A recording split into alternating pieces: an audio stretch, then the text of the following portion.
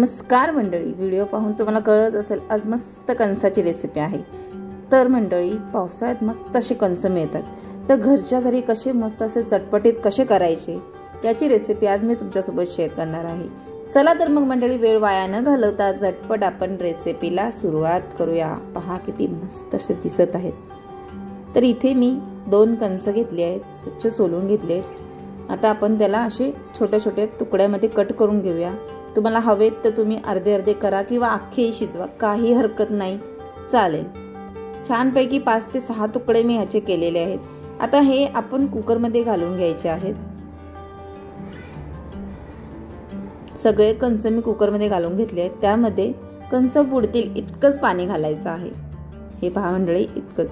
आता आपण यामध्ये 2 चमचे मीठ, चवीनुसार मीठ घालायचं आहे, कारण मीठ आपण नंतर भी घालणार आहोत, पण पाण्यामध्ये सर्व मीठ निघून जातं।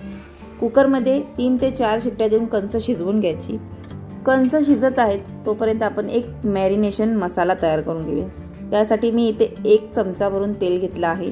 त्यामध्ये चवीनुसार मीठ, अर्धा चमचा चाट मसाला, अर्धा चमचा काळं मीठ आणि अर्धा चमचा लाल तिखट सर्व छानपैकी मिक्स करून घ्यायचं। नंतर आपण यामध्ये अर्ध्या लिंबाचा रस, मोठा असेल तर अर्धा आणि छोटा असेल तर अख्खा लिंबू घ्या। लिंबू घालून पुन्हा एकदा छानपैकी मिक्स करून घ्यायचं आहे।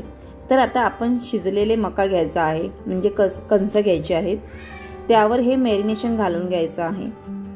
थंड करून घ्या, जास्त गरमही घेऊ नका, मिक्स करता येणार नाही। अशा हाताने मिक्स करून डायरेक्ट असं गॅसवर तुम्ही भाजू शकता किंवा गॅसवर जाळी ठेवून अशा पद्धतीने तुम्ही भाजून घ्यायचे आहे।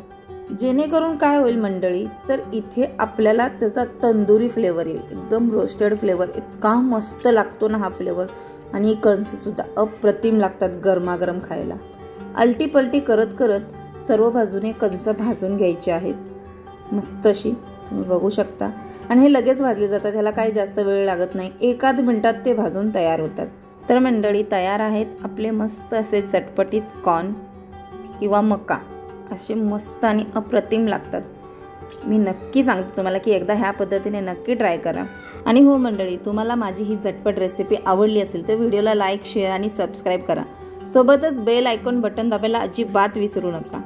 पुन्हा भेटू अशाच एका नवीन रेसिपी सोबत। वेळात वेळ काढून पूर्ण व्हिडिओ पाहिल्याबद्दल मनापासून खूप खूप खूप थँक्यू।